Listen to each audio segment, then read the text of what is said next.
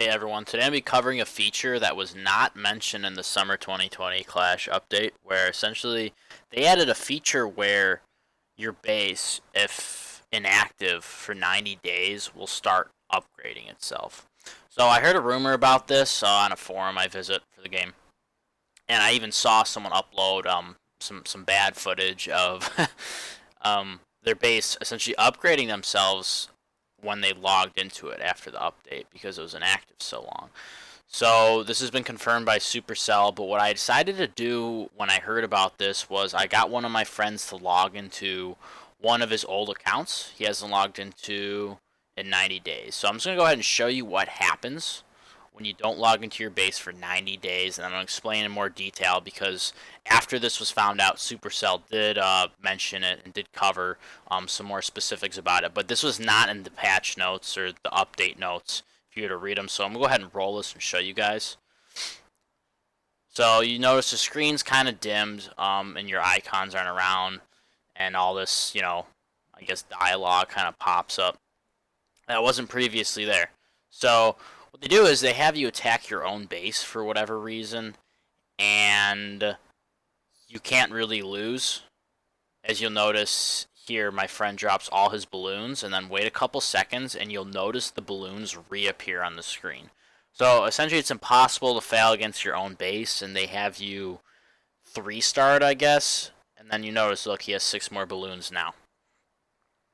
So this was a strange addition. I didn't really expect them to add this. They didn't mention anything about this in the updates, the patch notes. They just kind of said quality of life, it's easier to return to the game now.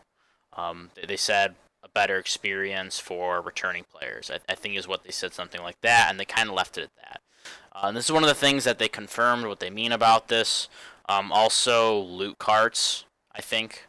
When you come back to the game, your loot cart's like way bigger than it used to be. Anyway, I think this is a really interesting addition. You'll see why here in a minute once this raid ends, because the fact that you get attack your base, whatever, who cares? But it's more the fact that your base actually upgrades itself while you're gone, and you'll see what I mean here in a minute.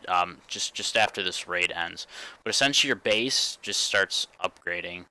And I'll share the math behind it and how to calculate it and some more specifics that Supercell released after this was shown. So just wait for this to end.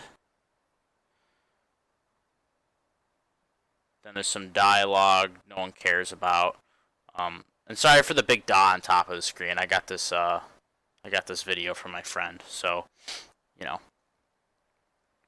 So here, you have a bunch of arrows on the screen and crap. Your barracks are boosted. You see the builder built stuff while you're away, and look, just a ton of upgrades done. A ton of them. And so I'll go into more specifics about how this is calculated and what exactly it does. But not only do they do that, they do some research upgrades as well. Sorry, I just gotta wait for this to go through. Yeah, they boost your barracks for you right when you come back. And they already did some upgrading in the lab, if you notice when he clicks on this laboratory here. Yep, ton of research done for him. Now, I'm going to go into some specifics here in a minute, but that's really all there is to this when you return back to the game. So a couple specifics that were released later on is that it takes 90 days for this sort of event to trigger. So after 90 days, what's going to happen is Supercell's going to recognize your base as an inactive base. And then from that, at that point, your collectors should be filled, right? You should have max collectors. You should be out of the farming algorithm, so people won't see your base. Your collectors will be filled. You're essentially a dead base that's really almost not part of the game.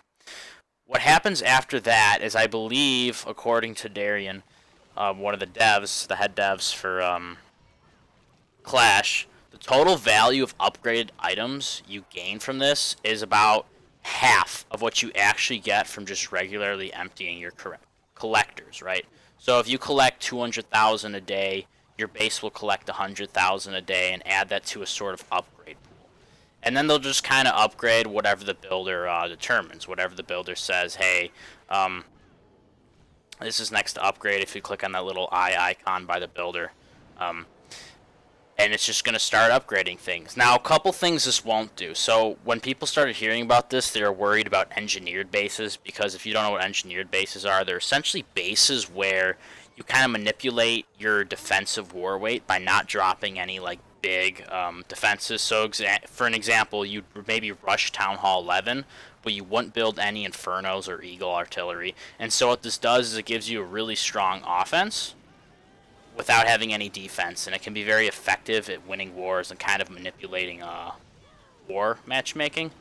So a lot of people are worried that the builder would build new defenses, and then Darian noted that that's not the case. They won't build any new defenses, and they also will not upgrade your Town Hall.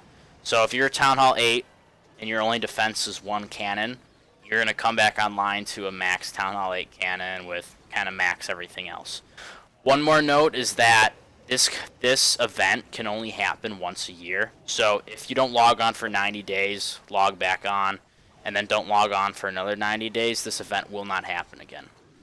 Now, my personal thoughts on this is pretty interesting because I, for one, have just recently come back to the game. I haven't played in 2 years, and I know it's extremely helpful because everyone else in the game is progressing except you, I guess. So if you stop playing, everyone's upgrading to Town Halls, the game progresses without you. So when I left this game, I was a max Town Hall 10. I left right before Town Hall 12 dropped, and now I come back, and I'm a fresh Town Hall 11, and now I feel like I have a lower base for my war leagues that I normally compete in. But I think for the casual player, this is definitely a step in the right direction because I feel like a lot of people have played Clash before, but like might not want to come back to it after the game's progressed for so long without kind of a reason to. And the game's in such a better state now than it was a couple of years ago for the casual player. So I think the purpose of this update is to make it easier for people to come back to a game that's, I guess, now completed more than it was 3 or 4 years ago. So for the rest of this video, I'm just going to cover my thoughts on some of the other updates and tweaks while just showing some more replays. So let's just get right into that. Alright, so I'm going to start off talking about the things I don't really care about or really aren't that interesting in general. So of course, just some new hero levels. King and Queen both go up to 75. That's a needed addition, but like no real notes on it, I guess. You can upgrade more walls at Town Hall 13, of course. And what else was there? Oh yeah, new cannon and wizard tower levels.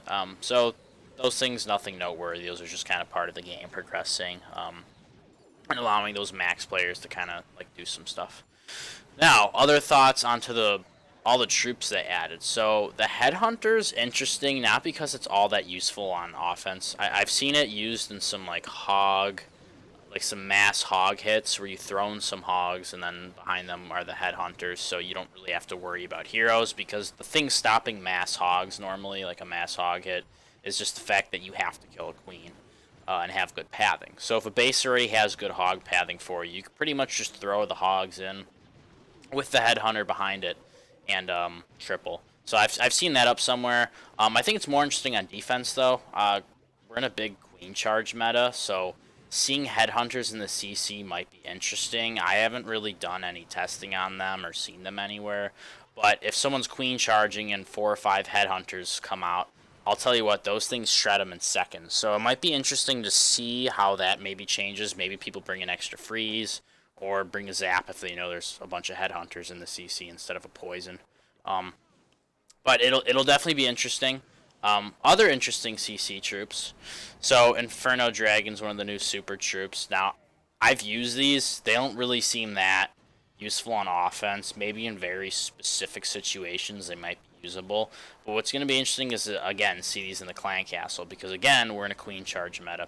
So if you're charging a queen into a hound with an Inferno Dragon behind it, a poison's not going to do you any good. Because your queen's going to take so long to kill that hound that your Inferno Drag should be able to charge up.